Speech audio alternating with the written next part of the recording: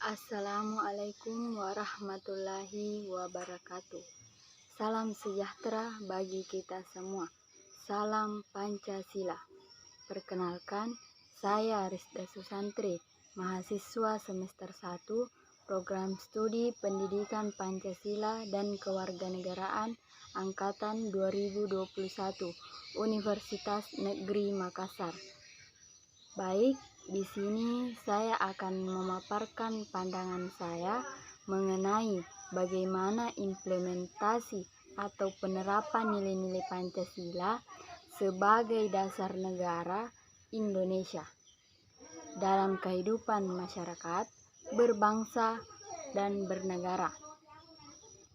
Tapi sebelum itu perlu diketahui terlebih dahulu apa sih itu Pancasila sebagai dasar negara?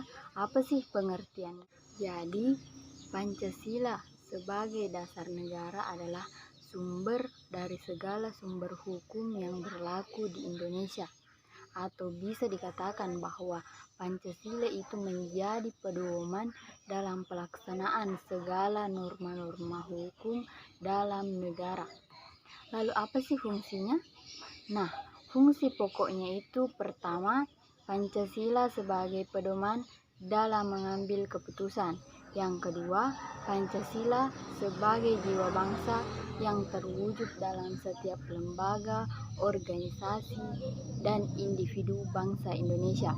Ketiga, Pancasila sebagai kepribadian bangsa. Dan yang terakhir, Pancasila sebagai cita-cita bangsa. Nah, itulah sedikit penjelasan mengenai definisi Pancasila sebagai dasar negara. Tentunya teman-teman sudah punya gambaran mengenai hal-hal tersebut.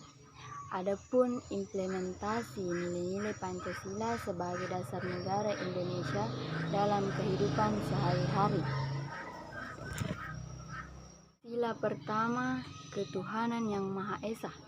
Dalam kehidupan sekarang, setiap masyarakat Indonesia dijamin kebebasan dalam menjalani kepercayaan masing-masing.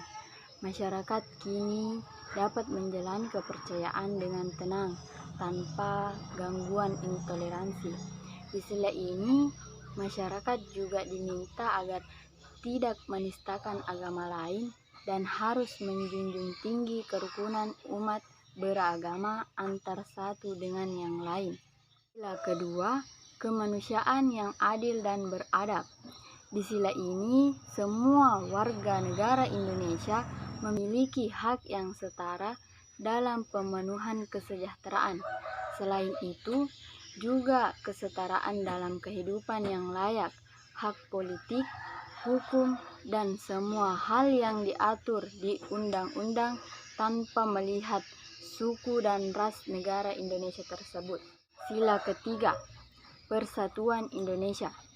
Di sila ini, semua warga Indonesia tidak boleh melakukan aksi-aksi yang dapat merenggangkan persatuan dan kesatuan negara kita, seperti melakukan tindak terorisme, intoleransi, gerakan separatisme, dan hal-hal yang serupa.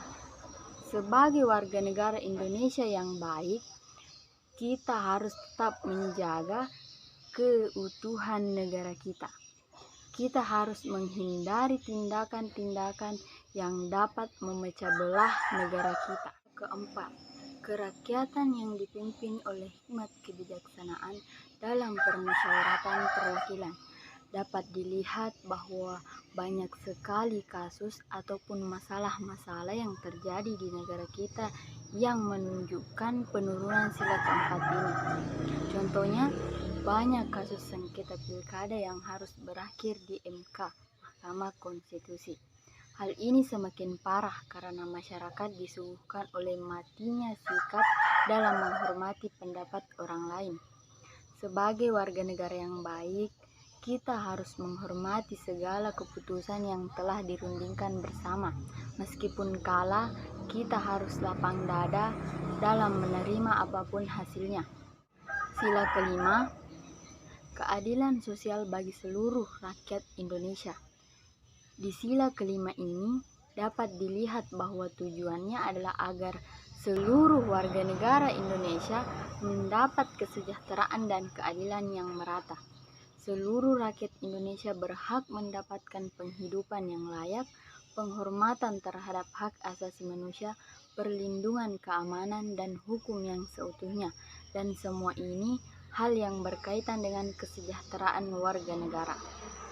Jadi kesimpulannya, meskipun banyak orang yang ingin memecah belah kita dengan mengganggu nilai-nilai Pancasila, kita tidak boleh goyah.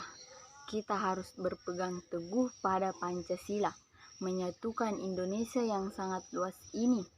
Apalagi sekarang ancaman bisa datang dari mana saja, bisa saja dari internet, paham tidak benar, dan lain-lain. Implementasi Pancasila sangat penting bagi kehidupan sehari-hari. Bila kita tidak menerapkan Pancasila sebagai landasan dalam berkehidupan bersama, maka dapat menimbulkan berbagai masalah yang dapat merugikan diri sendiri maupun orang lain. Oleh karena itu, kita tidak boleh lupa untuk selalu melandaskan Pancasila dan tetap menjaga keutuhan nilai dari Pancasila itu sendiri. Jika bukan kita yang menjaga dan menerapkan nilai-nilai Pancasila, siapa lagi?